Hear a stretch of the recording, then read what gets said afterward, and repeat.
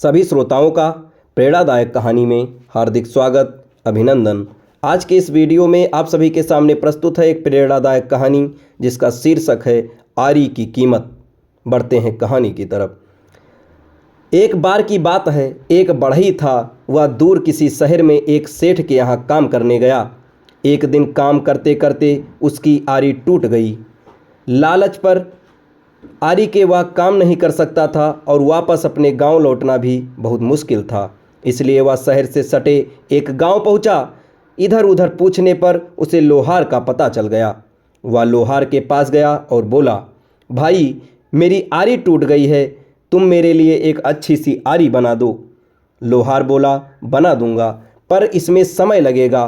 तुम कल इसी वक्त आकर मुझसे आरी ले सकते हो। बढ़ई को तो जल्दी थी, सो उसने कहा, भाई कुछ पैसे अधिक ले लो, पर मुझे अभी आरी बना कर दे दो। बात पैसों की नहीं है भाई, अगर मैं इतनी जल्दीबाजी में औजार बनाऊंगा तो मुझे खुद उससे संतुष्टि नहीं होगी। मैं औजार बनाने में कभी भी अपनी तरफ से कोई कमी नहीं रखता, लोहार ने समझाया। बढ़ई तैयार हो गया और अगले दिन आकर अपनी आरी ले गया। आरी बहुत अच्छी बनी थी। बढ़ई पहले की अपेक्षा आसानी से और पहले से बेहतर काम कर पा रहा था। बढ़ई ने खुशी से ये बात अपने सेठ को भी बताई और लोहार की खूब प्रशंसा की। सेठ ने भी आरी को करीब से देखा। इसके कितने पैसे लिए होंगे उस लोहार ने? सेठ ने बढ़ई से पूछा। 10 रुपये।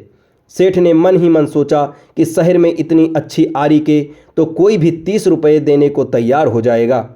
क्यों ना उस लोहार से ऐसी दर्जनों आरियां बनवा कर मैं शहर में बेचा जाए।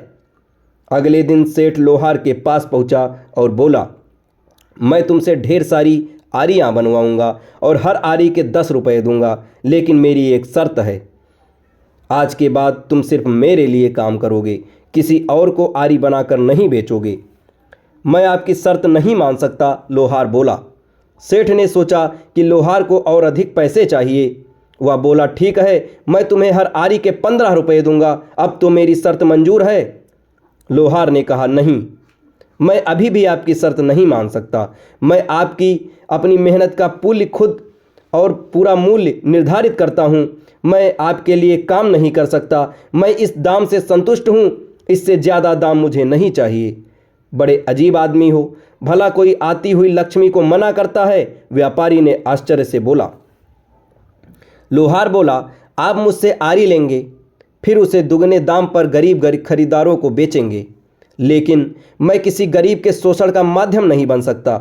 अगर मैं लालच करूंगा तो उसका भुगतान कई लोगों को करना पड़ेगा, इसलिए आपका ये प्रस्ताव मैं स्वीकार नहीं कर सकता। सेठ समझ गया कि एक सच्चे और ईमानदार व्यक्ति को दुनिया की कोई भी दौलत नहीं खरीद सकती। वह अपने सिद्धांतों पर अडिग रहता है।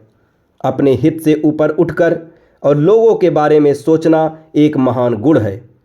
लोहार चाहता तो आसानी से अच्छे पैसे कमा सकता था, पर वह जानता था कि उसका जरा सा लालच बहुत से ज़रूरतमंद लोगों के लिए नुकसानदायक साबित होगा, और वह सेठ के लालच में नहीं पड़ा।